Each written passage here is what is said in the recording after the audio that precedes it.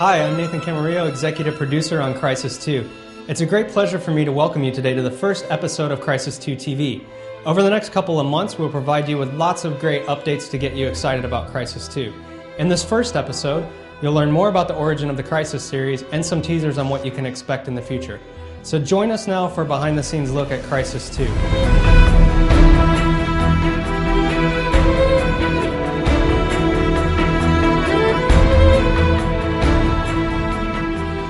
What is Crysis basically is a little bit the question. For once it's the nanosuit, which gives you all those abilities, and it's kind of this tool that makes an ordinary man a super soldier.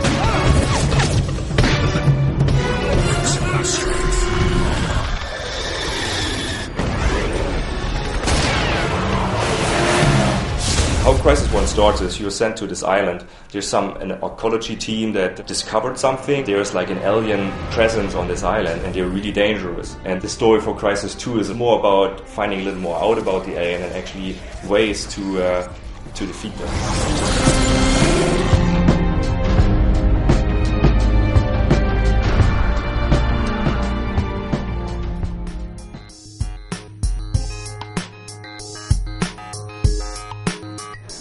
Hi, I'm Eric Staub, I'm producer on Crysis 2, and now I'm going to show you the team that creates Crysis 2.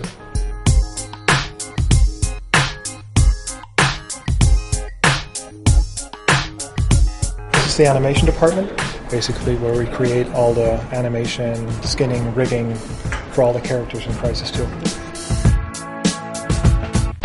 This is the code department. This is where all the brilliant, intelligent programmers sit. This is the most important room of the building, the kitchen.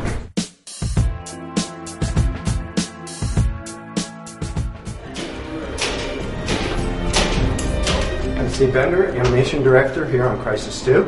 And what you're looking at are some stills that we actually got when we were looking at the aliens that we have for Crysis 2. And we were saying, well, how would these characters move? They would definitely have this sort of locked out knee position, and they would throw their weight forward and have to push from their shoulders.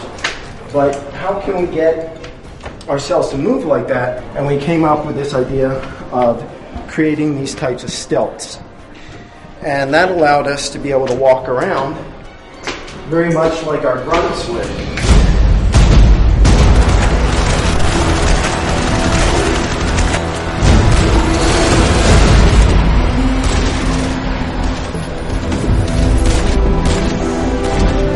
Crysis 1, you're in the jungle and our engine was very tuned to actually do that right. But Crysis 2 is much more straightforward design, like we want to have pick up and throw stuff and we want to use it in the game for actual gameplay.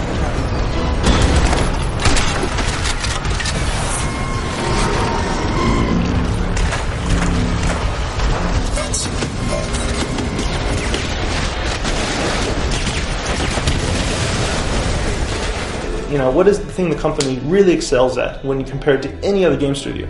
It's like sandbox gameplay, open environment, forests, awesome. We're like, okay, we're going to New York. And it's like, wait, what?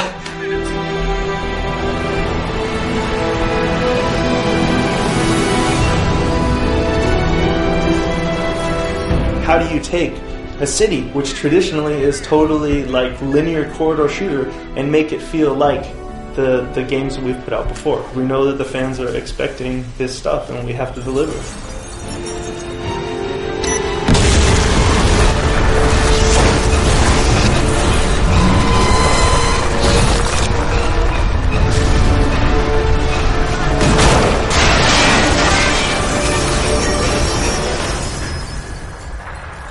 We introduced things like color grading. We looked closely at the techniques used in the film world. We can actually seriously control the color space in a very, very specific way.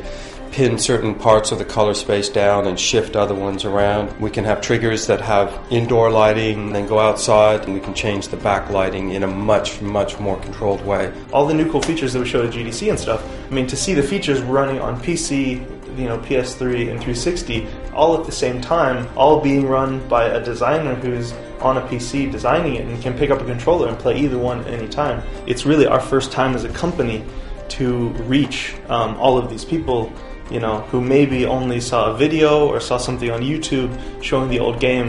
It's kind of our introduction to them. Trevor always said the base thing that we will go for is to look better than Crysis did. That's hard. That's hard enough to do on consoles, right? But then from there, we want the PC to look even better. Go, man, go! For Christ's sake, move! Hey, wait! Hold on! The ceiling is here, and we are constantly nailing the ceiling of what we can hold. We're squeezing in as much as we possibly can. And on PC, you just have a higher ceiling, so you can squeeze in more stuff. The experience, I think, will basically be the same on every platform. That's what we're shooting for.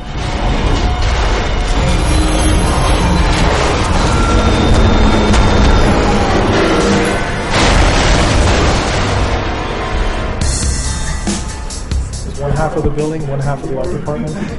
We kind of put level art, level beautification, character art, and level design together in this part of the building.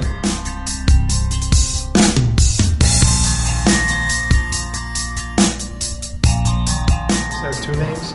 One of them is the art pit, and the other one is this. This is like a small task force of people, and they're really crunching to get big chunks in the game done in time for alpha or for whatever deadline we have. They're a bit locked off, so they have their own quiet space and peace. This is the entire QA area. QA is really important because they're checking basically the game, the build, everything constantly, reporting bugs. So without QA, nothing would work. Here we have the audio department. Right now I'm on this cinematic here. It's going to be implemented in the game later. A rough sound mix. Right now it's not in the game. It's playing from this editing software here. Right, gotta get these doors locked. Yeah. So yeah, this is our audio department.